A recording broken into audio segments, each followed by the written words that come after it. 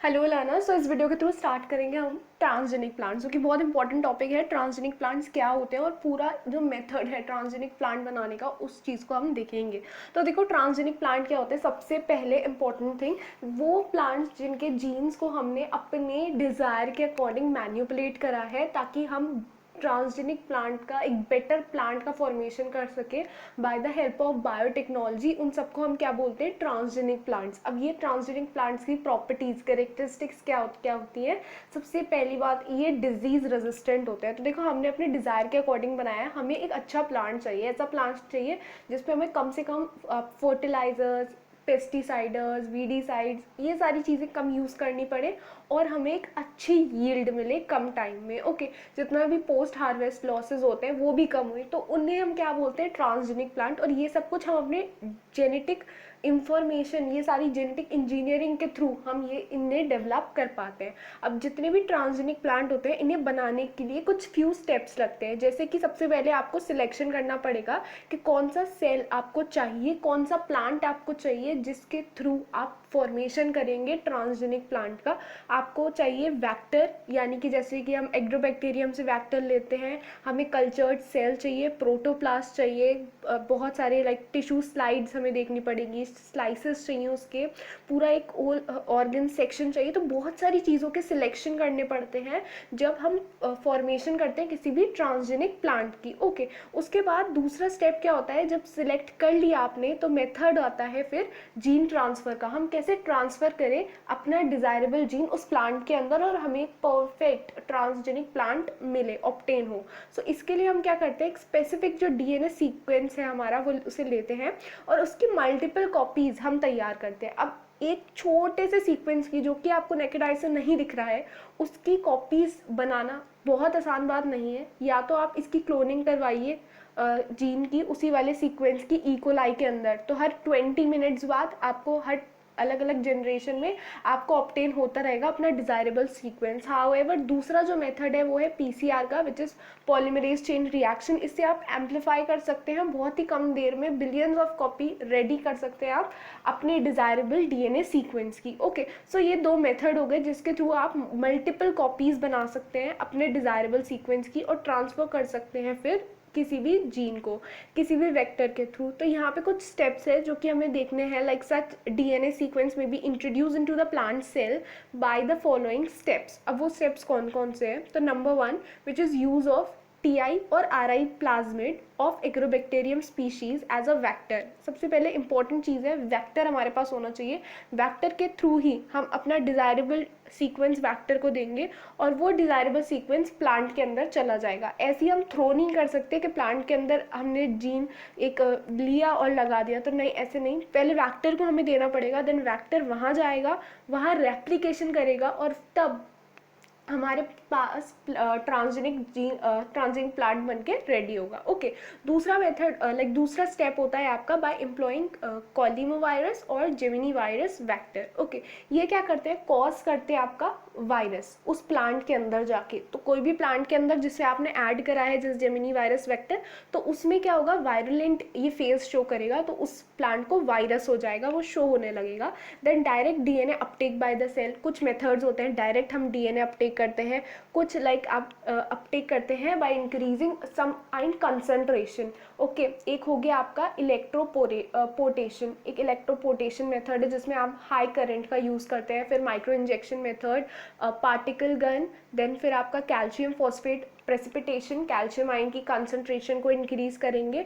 Last में आपका 9th point which is liposome mediated DNA transfer. तो इसमें लिपिड वेसिकल्स हम यूज़ करते हैं। तो स्टार्ट करते हैं नंबर 1 से, यूज़ ऑफ टीआई प्लाज्मिड। तो देखो, सबसे ज़्यादा इंपॉर्टेंट टीआई प्लाज्मिड ही यूज़ करा जाता है, आरआई प्लाज्मिड भी यूज़ करा जाता है। टीआई प्लाज्मिड जो है उसे हम एक बैक्टीरिया से लेते हैं जिसका नाम है एग्रोबैक्टेरियम ट्यूमिनिफेशियम, जो कि ट्यूमर इंड्यूस करता है ज़्यादातर डाइकॉट्स में। हाउएवर जो आपका आरआई प्लाज्मिड है, इसे हम लेते हैं एग्रोबैक्टेरियम राइजोजीन से, और ये क्या करता है? हेरी रूट डिजीज कॉज करता है दोनों में, डाइकॉट में भी, मोनोकॉट में भी। ये दोनों ही जो है आपका टीआई और आरआई, इनके अंदर चार चार रीजन मिलते हैं। कौन कौन से चार रीजन? ए रीजन, बी रीजन, सी रीजन, डी रीजन। ए, बी, सी और डी, और इन दोनों के अंदर 4 अलग अलग तरीके के जीन्स मिलते हैं। कौन कौन से जीन? एक है आपका TMS1, TMS2, TMR and OS। तो TMS1, TMS2 एंड TMSR, ये जो शुरुआत के 3 जीन है ना, इनका काम क्या होता है? ट्यूमर के प्रोडक्शन का। तो अभी हमें क्या करना है, एक प्लाज्मिड चाहिए। अच्छा प्लाज्मिड वर्क करता है as a vector, right? Plasmid और बैक्टीरियोफेज। तो यहाँ पे प्लाज्मिड की हम स्टडी कर रहे हैं, तो प्लाज्मिड वर्क करता है एज अ वैक्टर। तो अगर हमें एक अच्छा वैक्टर चाहिए तो सबसे पहले हम क्या करेंगे, वैक्टर बनाने के लिए से एक अच्छा, ये तीनों ही जो जीन्स है ना, ये रिमूव कर देंगे उस प्लाज्मिड में से, टीआई प्लाज्मिड में से या फिर आरआई प्लाज्मिड में से, क्योंकि दोनों में ही होते हैं, तभी ये जाके अच्छा वर्क कर पाएगा। क्यों? क्योंकि ये ट्यूमर इंड्यूस कर रहे हैं, तो जिस भी प्लांट में हम इसे ऐड ऑन करेंगे तो वहाँ जाके भी ये ट्यूमर इंड्यूस करेंगे, तो हमें एक अच्छा प्लांट नहीं मिल पाएगा। ओके, तो ये जो पूरे प्रोसेस है जिसके थ्रू हम ट्यूमर को ट्यूमर जो जीन्स है इन्हें रिमूव करते हैं टीडीएनए में से, इसे हम बोलते हैं disarming of the Ti plasmid. Okay, और जो रिजल्टेड आपका प्लाज्मिड आता है उसे हम बोलते हैं डिसार्म्ड प्लाज्मिड। ओके, सो ये एक प्रोसेस को पूरा डिसार्मिंग, राइट? अब यहाँ पे जो जीन्स है आपके, इनके अलग अलग फंक्शन है। जैसे कि आपका जीन जो हो गए first 2 which is TMS1 and TMS2, ये दोनों क्या करते हैं, आपकी IAA की सिंथेसिस करते हैं। जो तीसरा जीन है आपका TMR, ये क्या करता है, प्रोडक्शन करता है साइटोकाइनिन का। तो बहुत इंपॉर्टेंट रोल है इसके, ठीक है? फिर आगे आपका OS, इसका बेसिकली जो सिंथेसिस करता है ये नाइट्रोजनस कंपाउंड का, तो ये भी बहुत इंपॉर्टेंट रोल प्ले कर रहा है आपका प्लांट के प्रोडक्शन में। अब यहाँ पे जो 4 आपको अलग अलग रीजन्स मिल रहे थे, उनमें से भी एक रीजन जो होता है बी रीजन, ये रिस्पॉन्सिबल होता है आपके रेप्लिकेशन के लिए। तो जो आपका प्लाज्मिड है, टीआई प्लाज्मिड है या फिर आरआई प्लाज्मिड है, उसमें जो बी रीजन है वो रिस्पॉन्सिबल है आपके रेप्लिकेशन के लिए प्लाज्मिड के। तो यहाँ पे जो बी रीजन है ना, इसमें एक चीज मिलती है, यहाँ पे मिलता है आपका VIR रीजन। ये VIR रीजन बहुत इंपॉर्टेंट है, इसी के साथ मिलके ना जो ट्रांसफर होता है जीन तभी पॉसिबल है, ठीक है? तो यहाँ पे क्या होता है, ये जो VIR जीन है ये इनकोड करता है बाय अ VIRD ऑपरेंड से, ओके, जो मिलके टीआई प्लाज्मिड के साथ मिक्स करके प्रोड्यूस करता है एक सिंगल स्ट्रैंड ब्रेक, यानी कि एक सिंगल स्ट्रैंड डीएनए। और ये सिंगल जो डीएनए का सेगमेंट है, यही जो प्लांट में जाके प्लांट के साथ मिलके पूरा ही आपका ट्रांसजेनिक प्लांट का फॉर्मेशन करता है। ओके, अब ये यहाँ पे है ना, जो आपका VIR रीजन है, इसके अंदर 6 से 8 ऑपरेंस मिलते हैं। कौन कौन से हैं ये यहाँ पे लिस्टेड है, ठीक है? इतना इंपॉर्टेंट नहीं है, बस ये इंपॉर्टेंट है, 6 से 8 ऑपरेंस इसके अंदर मिलते हैं। अब यहाँ पे ये जो अलग अलग मिल रहे हैं, ये जो आपका ऑपरेन ए है, हर किसी का अलग अलग फंक्शन है। जो ऑपरेन ए है ये एक प्रोटीन के लिए सिंथेसिस करता है विच इज VIRA। ओके, ये एक्टिवेट होता है पर्टिकुलर, लाइक आप देख लो यहाँ पे एसिटोसिरिंजोन, ये प्रोड्यूस होता है बाय डाइकॉट्स प्लांट। तो ये सारी चीज़ें डाइकॉट प्लांट के लिए आ गई। जब हम आरआई की बात कर रहे थे प्लाज्मिड की, तो वो दोनों में था, डाइकॉट में भी और मोनोकॉट में भी। तो ये चीज़ थी VIR। ओके, अब यहाँ पे नेक्स्ट है आपका इंपॉर्टेंट फीचर जो कि प्लाज्मिड में देखने के लिए मिलता है, वो है आपका मार्कर जीन्स। ये मार्कर जीन्स क्या होते हैं, जो कि बताते हैं हर एक कि आपका जो ट्रांसफॉर्म हुआ प्लांट या नहीं। ओके, सो यहाँ पे another important feature is the presence of marker gene, या फिर जिसे हम क्या बोलते हैं सिलेक्टेबल मार्कर। तो ये टीआई प्लाज्मिड के लिए आप सबसे इंपॉर्टेंट कॉमन सिलेक्टेबल मार्कर वो है आपका NPT second, which is like providing kanamycin resistant. Okay, so kanamycin resistant के लिए आपका NPT सेकेंड है। अब यहाँ पे जो TDNA है ये 2 तरीके से ट्रांसफर होता है, लाइक 2 तरीके के आपके वैक्टर्स होते हैं। एक होता है आपका को इंटीग्रेट वैक्टर और एक होता है बाइनरी वैक्टर। को इंटीग्रेट वैक्टर क्या होता है, ये यूजुअली ना इंटीग्रेशन शो करता है TDNA के साथ मिलके। Okay, so this gene to be transferred is usually first cloned in an E. coli vector.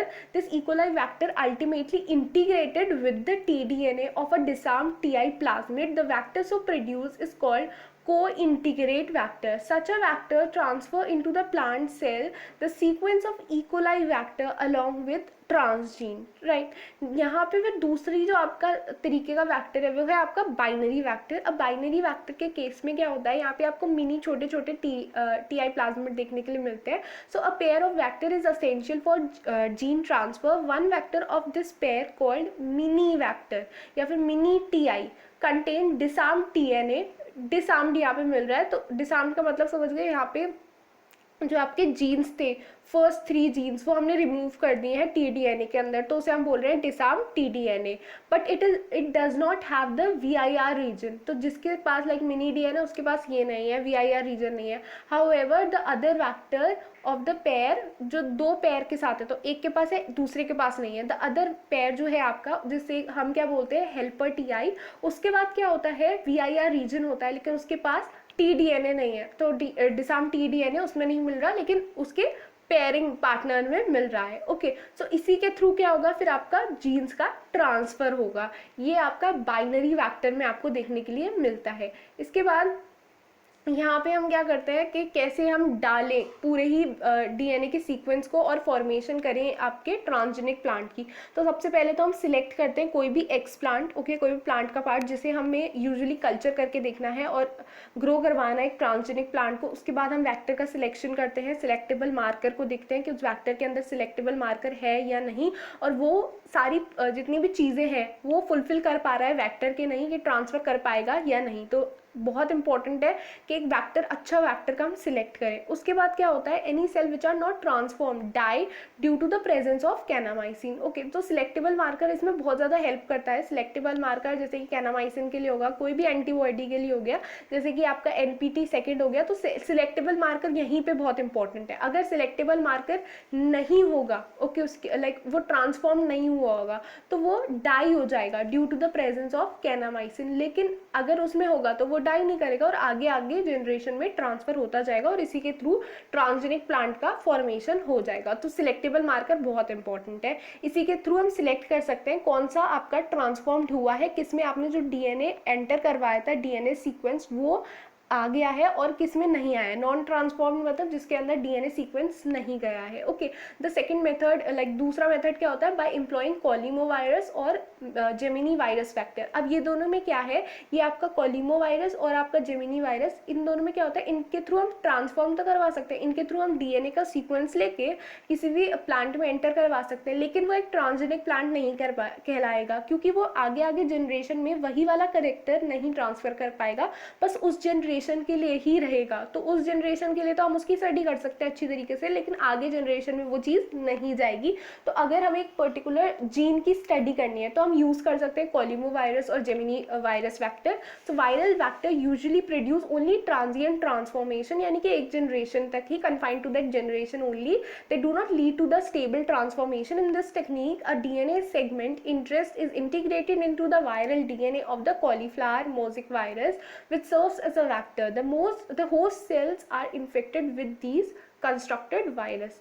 The third one is direct DNA uptake by cells. तो इसमें क्या होता है, डायरेक्ट डीएनए अपटेक हो जाता है। इससे हम क्या करते हैं, इसमें जो आपका पॉलीइथाइलिन ग्लाइकोल होता है उसकी कंसंट्रेशन इंक्रीज कर देंगे, तो फिर क्या होता है, वो अपटेक करने लग जाता है। ओके, अब इसके थ्रू हमने टोबैको, आपका राइस, ओराइजा सटाइवा, आपका ट्राइटिकम एस्टिवियम, इन सारी चीज़ों का प्रोडक्शन करा है, इन सारी चीज़ों के ट्रांसजेनिक प्लांट्स का प्रोडक्शन करा है। फिर आपका फोर्थ जो मेथड है विच इज़ इलेक्ट्रोपोरेशन। इलेक्ट्रोपोरेशन में क्या होता है, इसके थ्रू हम जो आपका प्रोटोप्लास्ट है ना उसे बहुत ज़्यादा हाई वोल्टेज देते हैं कुछ माइक्रो सेकेंड्स के लिए, लगभग 10 माइक्रो सेकेंड्स के लिए, जिसके थ्रू क्या होता है, जो प्लाज्मोलीमा के थ्रू हम एंटर करवा देते हैं डीएनए का मॉलिक्यूल प्रोटोप्लास्ट के अंदर। सो इसका जो like this yield high rates of stable transformation. Okay, so इसके थ्रू हमने राइस, मेज, व्हीट, टोबैको और एक्सेट्रा बहुत सारी प्लांट्स का प्रोडक्शन करवाया है। फिर है आपका जीन गन। जीन गन में क्या होता है, हम एक पर्टिकुलर लाइक छोटा सा पार्टिकल लेंगे डीएनए का और उसे कोड करेंगे किसी भी मेटल से, जैसे कि गोल्ड से या फिर टंगस्टन से, और इसको हम क्या बोलते हैं, माइक्रो कैरियर्स। ओके, ये माइक्रो कैरियर्स हम एक पर्टिकुलर पार्टिकल गन में डाल के, डिवाइस में डाल के, जिसे हम पार्टिकल गन कहते हैं, उसके थ्रू हाई वेलोसिटी से किसी भी सेल के अंदर डालते हैं ताकि न्यूक्लियस के अंदर डायरेक्टली जाए। ओके, सो ये इसे हम क्या बोलते हैं, पार्टिकल जीन। यहाँ पे इसका लाइक यूजुअली हम बहुत सारे प्लांट्स में हम इस मेथड को यूज़ करते हैं, उसके सक्सेस रेट काफ़ी ज़्यादा है पार्टिकल गन के, लेकिन इसमें हमें गोल्ड और टंगस्टन यूज़ करना पड़ता है। ओके, देन आपका माइक्रो इंजेक्शन में हम डायरेक्टली कोई भी माइक्रो सिरिंज के थ्रू इंजेक्ट कर देते हैं डायरेक्ट न्यूक्लियस में प्लांट सेल के। हाउएवर ये वाला जो मेथड है वो बहुत ज़्यादा टिडियस है, बहुत ज़्यादा स्लो मेथड है, बहुत थका देता है, और बहुत लाइक जो इसके रेट है वो बहुत कम है, क्योंकि माइक्रो सिरिंज आपको यूज़ करनी पड़ेगी कोई भी आपको एक डीएनए सीक्वेंस इंजेक्ट करवाने के लिए प्लांट के न्यूक्लियाई के अंदर। देन आपका कैल्शियम फॉस्फेट प्रेसिपिटेशन।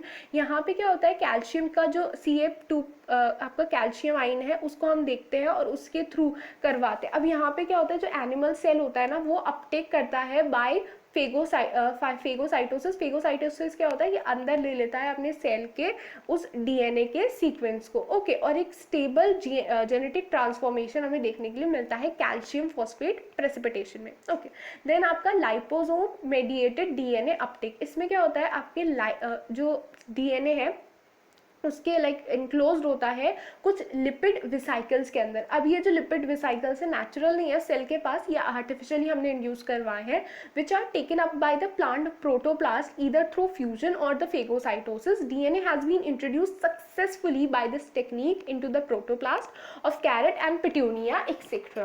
तो आई होप इस वीडियो के थ्रू आपका ये सारी चीज़ें क्लियर हो गई हो, what exactly is transgenic gene. और ये बहुत इंपॉर्टेंट था, क्वेश्चन भी आता है एग्जाम्स में, तो आई होप क्लियर हो गया हो हर एक पॉइंट। ट्रांसजेनिक जो आपका प्लांट है बहुत ज़्यादा इंपॉर्टेंट है और बहुत ज़्यादा टफ पार्ट नहीं है, और हर एक मेथड आना चाहिए। जितने भी आपकी 9 मेथड हमने पढ़े बहुत इजी थे, बहुत ज़्यादा टफ नहीं थे, और स्पेशली जो स्पीशीज़ से हम TI और RI प्लाज्मिड लेते हैं उन दोनों के नाम अच्छी तरीके से होने चाहिए याद।